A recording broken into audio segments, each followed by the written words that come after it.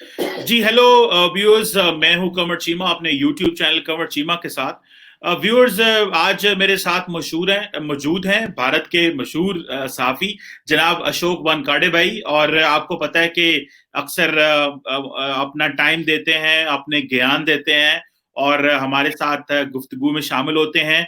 अशोक भाई, आपका बहुत बहुत शुक्रिया। और आज हम थोड़ी समाजी बात करेंगे और बिल्कुल। थोड़ी सियासी बात तो करते हैं, लेकिन आपको पता है कि समाज और सियासत आपस में मिला हुआ है, तो इस हवाले से बात करेंगे। अशोक भाई, ये भारत में एक चर्चा चल पड़ी है, एक बहस हो रही है कि जी लव जिहाद के ऊपर कानून साजियां हो रही हैं, यूपी में लॉज बन गए, इधर उधर और भी जो स्टेट्स हैं वो लॉ बना रही हैं जी कि लव जिहाद जो है ना, इसको रोको।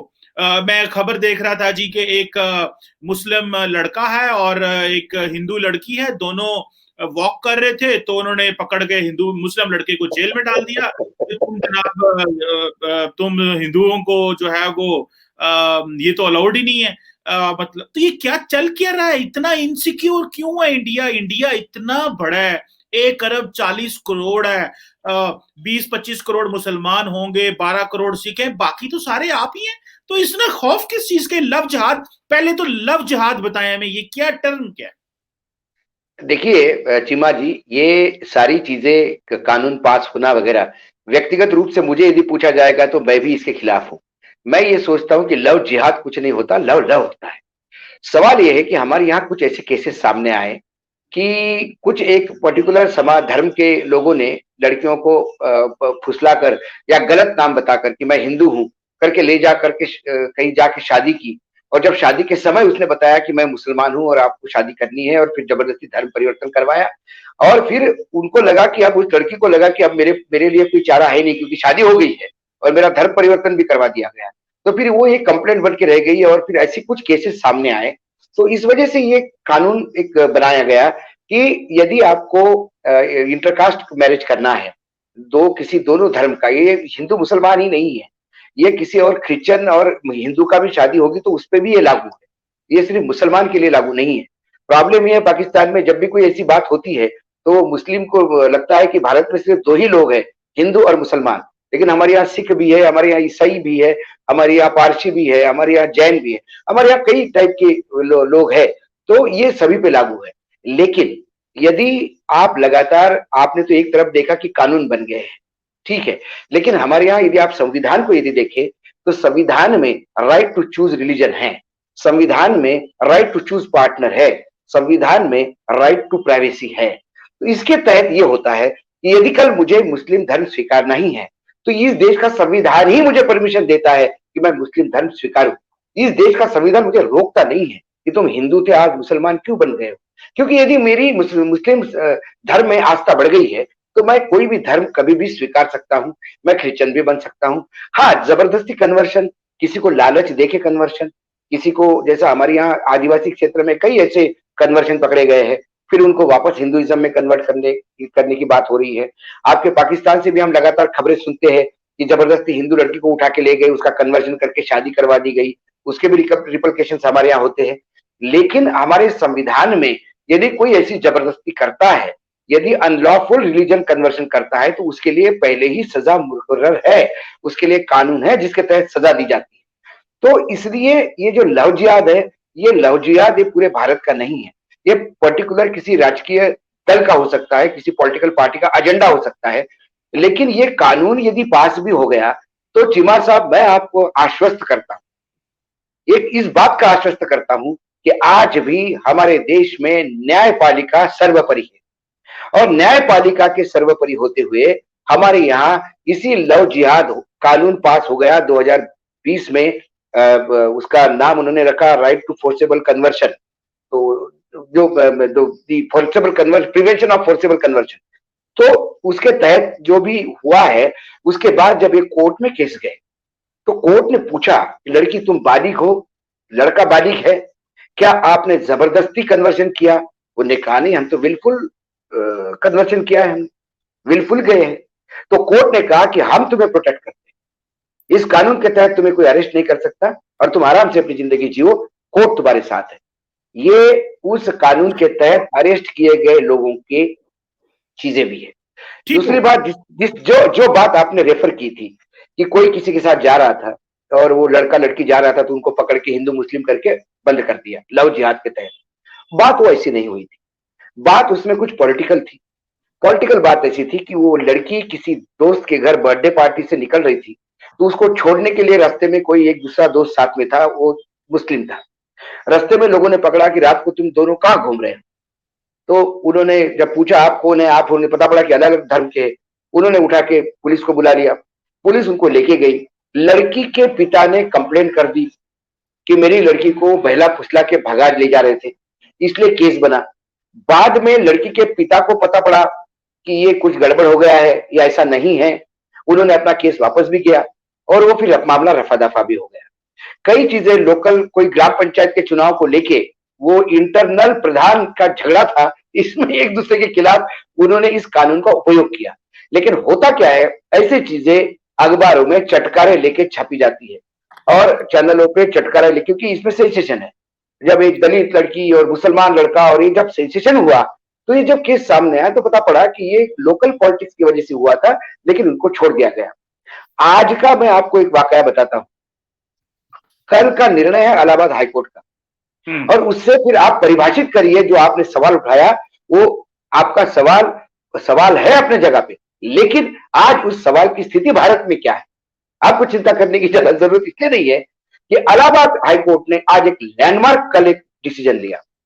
हमारे यहाँ एक कानून है जो 1872 के कानून का ही प्रारूप है, 1857 में, 1957 में उसको नया रूप देके लाया गया। वो कानून था स्पेशल मैरिज एक्ट 1957। उसके तहत ये है कि दो अलग अलग धर्म के लोग और यदि शादी करना चाहते हैं तो वो 30 दिन का नोटिस दे, मैरिज जहां रजिस्ट्रेशन होता है उस ऑफिस में, कि हम अलग अलग धर्म के लोग हैं और हम शादी करना चाहते हैं। फिर उनके नाम का नोटिस वहां बोर्ड पे चिपकाया रहता था और नीचे लिखा रहता था कि जिसको ऑब्जेक्शन लेना है ऑब्जेक्शन ले। तो कोर्ट ने यह कहा कि भाई 30 दिन का नोटिस क्यों दे, क्योंकि 30 दिन का नोटिस देने के बाद जब आप पटल पे वो चिपकाते हो बोर्ड पे, तो फिर राइट टू प्राइवेसी कहा गया उसका, दोनों का, लड़का लड़की का राइट टू चूज पार्टनर, ये अधिकार कहा गया। This law violets the rights of the citizen. So in the view of the present circumstances, the law which was enacted in 1872 has to be redefined, and there is no need to give any single day notice. They can just go and solemnize the marriage. ये decision Allahabad high court ने दिया। तो ये decision देने के बाद तो आप ये बात को समझ जाओ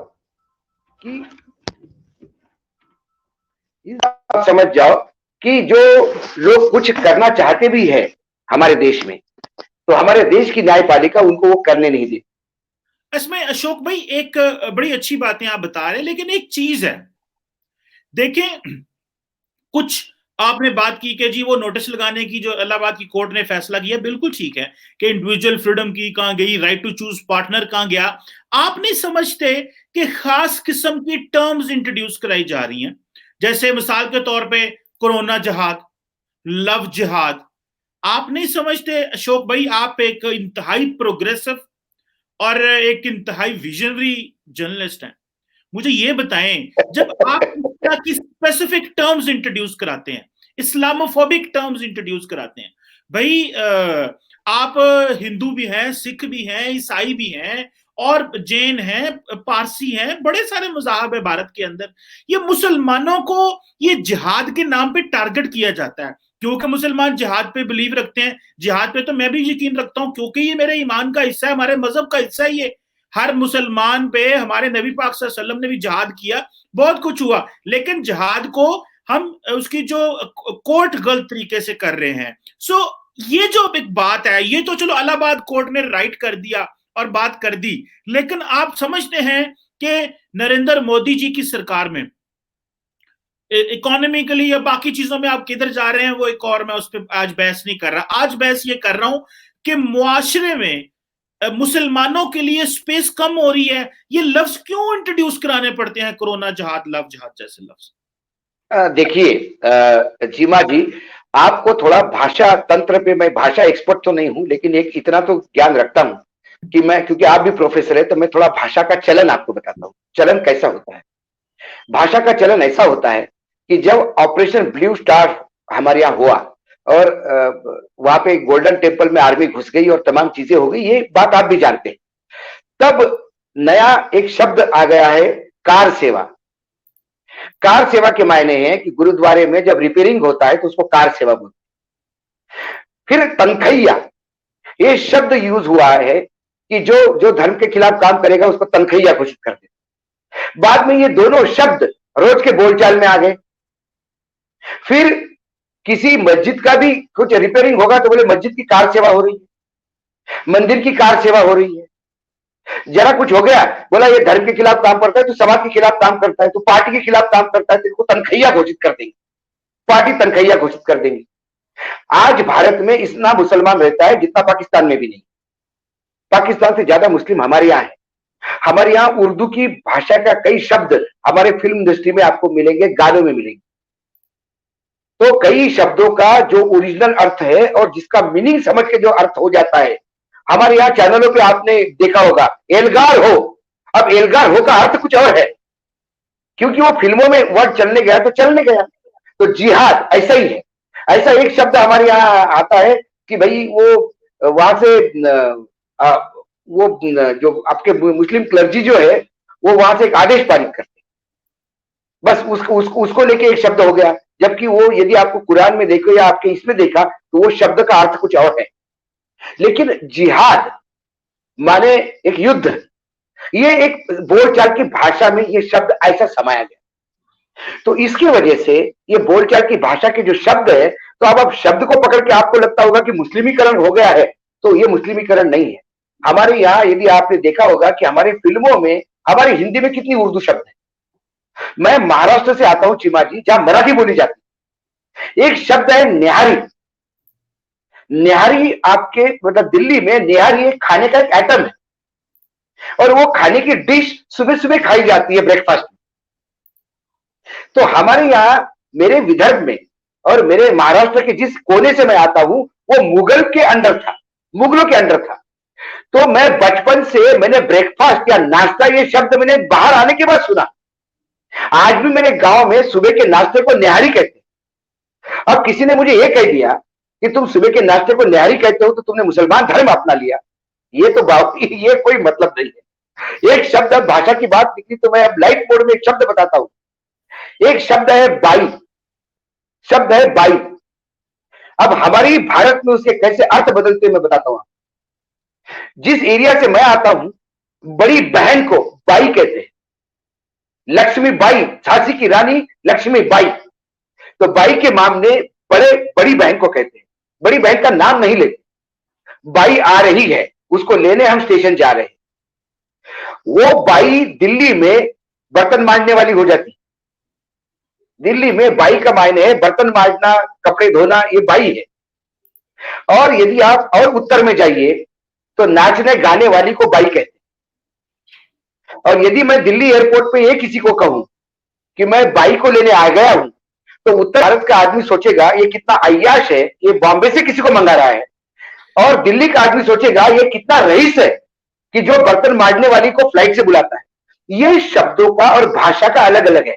तो जिहाद का अर्थ आप इसको मुसलमानों की भाषा मत समझिए। मैं आपको बता दूं, उर्दू या जिहाद, ये जिहाद ये शब्द रोज की बोलचाल का है। ये सिर्फ लव जिहाद को आप मुसलमानी से साथ मत करो। ये लव, हाँ।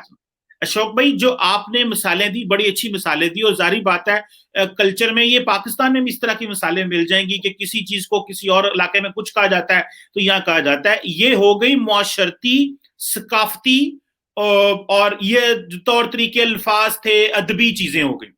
लेकिन जिहाद जो है वो प्योरली एक इस्लामिक टर्म है, एक बात।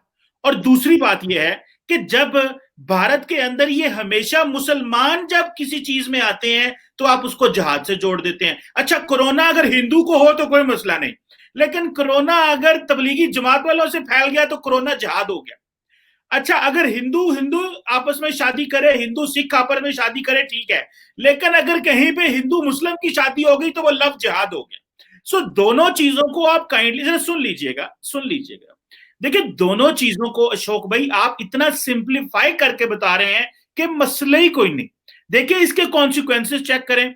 फिर जो देखिए अभी आपने थोड़ा देर पहले वो बताया जो लड़के लड़की का इश्यू हुआ, जो आपने कहा सियासत है, आप नहीं समझते मिस यूज हो रहा है। पाकिस्तान में भी मैं एक बात बताऊं, पाकिस्तान में भी बहुत से ऐसे लॉज हैं जो मिस यूज हो रहे हैं, ठीक है, जिनको हम चाहते हैं कि वो लॉज खत्म हो जाए ताकि मासूम लोगों को जेलों में ना जाना पड़े, मासूम लोगों को सजाएं न दे, और हम इसमें बात करते रहते हैं। लेकिन आप नहीं समझते लव जिहाद का मिस यूज होगा और इससे मुसलमानों के लिए गो के मुसलमान इस वक्त ये नहीं है कि भारत में कोई वो उनके लिए प्रॉब्लम है, बड़ी अच्छी जगहों पे काम कर रहे हैं, लेकिन जब नॉर्मली ये इस तरह का लॉ सैफ अली खान के लिए तो नहीं होगा, आमिर खान के तो नहीं होगा, ये तो बेचारे कोई शमशेर अकबर असगर इन बेचारों के लिए लॉ इस्तेमाल होगा। मिसयूज हो रहा है लॉ के नहीं हो रहा, ये तो बताएं। और दूसरा, मैं आपकी बात से इत्तेफाक नहीं करता कि ये लफ्ज है मुसलमानों के साथ ही लफ्ज इस तरह के लगते हैं, ये तो फिर डिस्कशन होनी चाहिए कि एक तो ये लफ्ज इस्तेमाल ना हो, क्योंकि एक और इसमें कॉन्टेक्स्ट भी है अशोक भाई, क्योंकि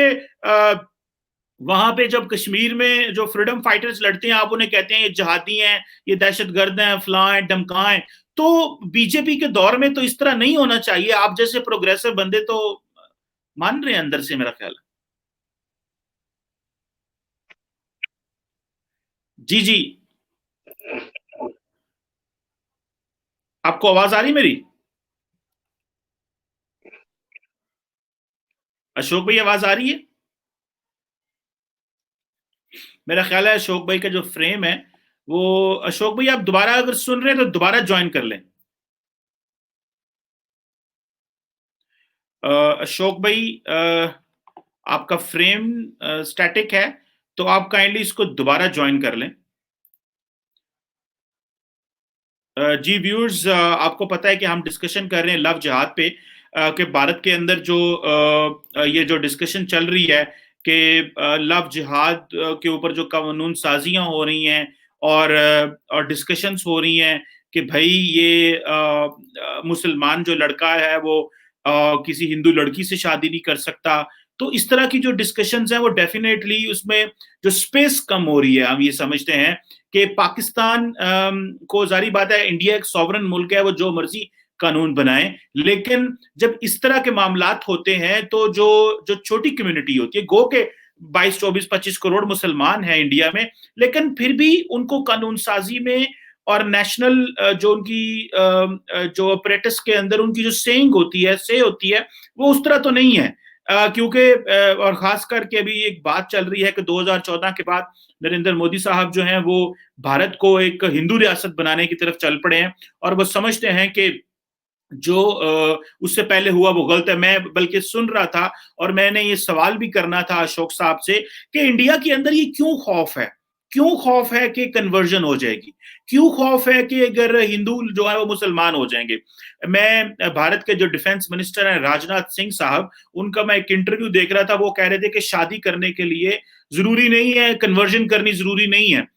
मेरा ख्याल है कि रियासत जो है उसको पेट्रनेज नहीं करना चाहिए, रियासत को ये नहीं कहना चाहिए कि तुम्हें कन्वर्जन करने के लिए मुसलमान होना है, हिंदू होना है, सिख होना है। देखिए जो इंडिया के अंदर तो ये भी चलता है कि इन लिविंग रिलेशनशिप में रह रहे हैं, जो है वो बगैर किसी शादी के रह रहे हैं, और भारत को वो मंजूर है। लेकिन अगर एक हिंदू लड़की या सिख लड़की जो है वो अगर कन्वर्ट होके मुसलमान होके शादी कर रही है, तो इसमें रियासत को तो कोई अमलदारी नहीं होना चाहिए। और हाँ, अगर कोई मुसलमान से हिंदू होना चाहता है तो उसको इजाजत होनी चाहिए, अगर कोई मुसलमान से सिख होना चाहता है, मुसलमान से ईसाई होना चाहता है, तो इसमें रियासत का तो कोई वो नहीं अमल दखल होना चाहिए। ये तो इंसान की अपनी एक जाती जो है वो राय है कि उसका क्या दिल कर रहा है, वो कैसे जो है वो कर रहा है। मेरा ख्याल से इसमें रियासत जो है, हम अक्सर ये बात करते हैं कि रियासत जो है उसका जो रोल है वो फैसिलिटेटर का होना चाहिए, वो एज ए पैटर्नेज नहीं उसको करनी चाहिए कि भाई मुसलमान हैं तो आप कन्वर्ट ना करें किसी को।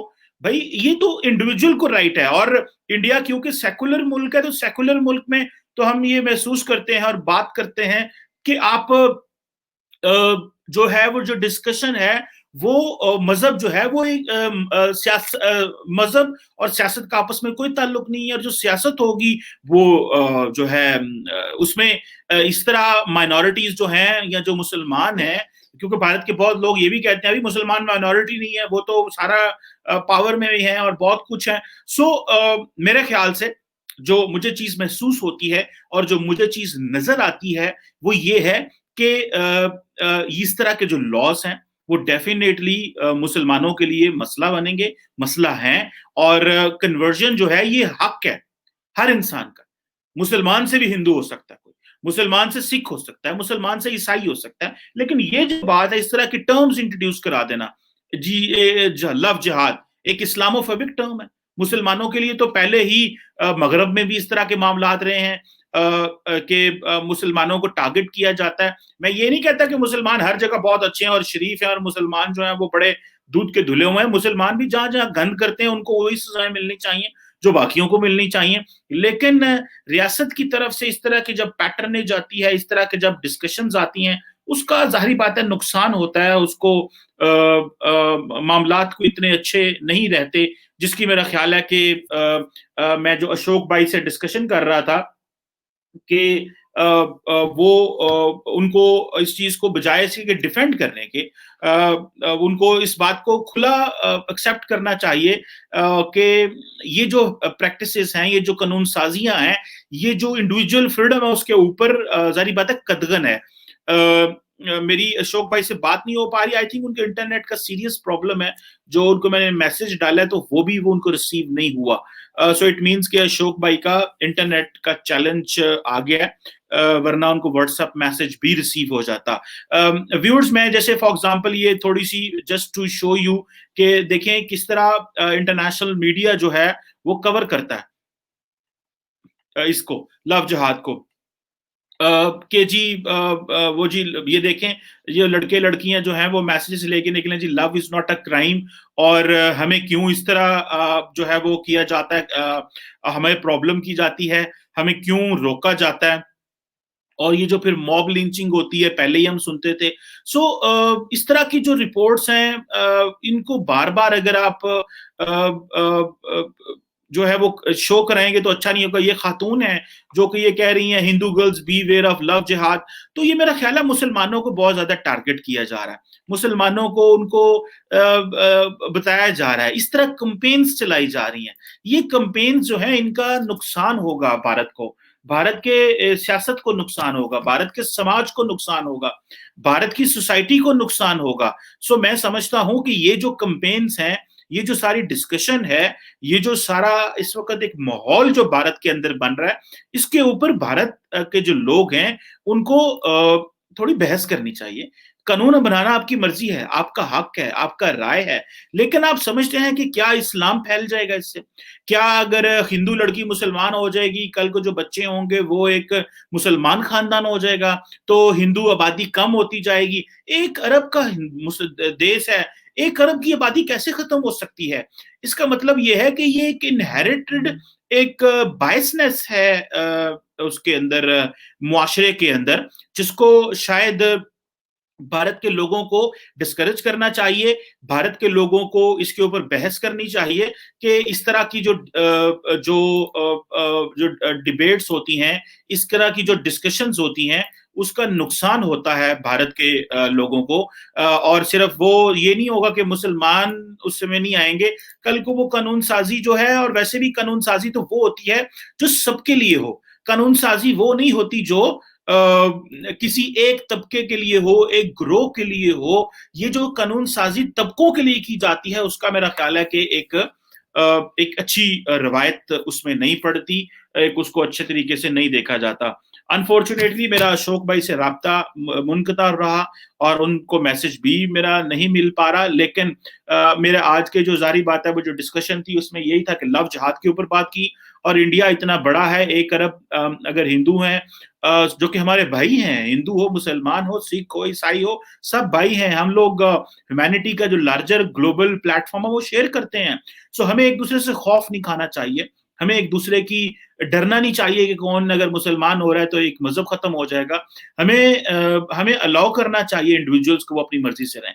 और ये जो खतरा है कि शायद इस्लाम फैल जाएगा, जिस तरह मगरब में खतरा समझा जाता है इस्लाम फैल जाएगा, तो जो सोसाइटीज, जो मुआशरे इस कॉन्स्टिट्यूशनल फ्रेमवर्क पे मौजूद हैं और रहते हैं, उनको कम से कम इस पे जो है वो नहीं परेशान होना चाहिए। उनको, उनके अगर वो समझते हैं उनके मुआशरे इतने तगड़े हैं, उनकी जो उनकी सोसाइटी इतनी तगड़ी है, तो फिर डरना किस बात का? फिर बात करने दें, फिर डिस्कशन होने दें, फिर लोगों को अपनी मर्जी करने दें।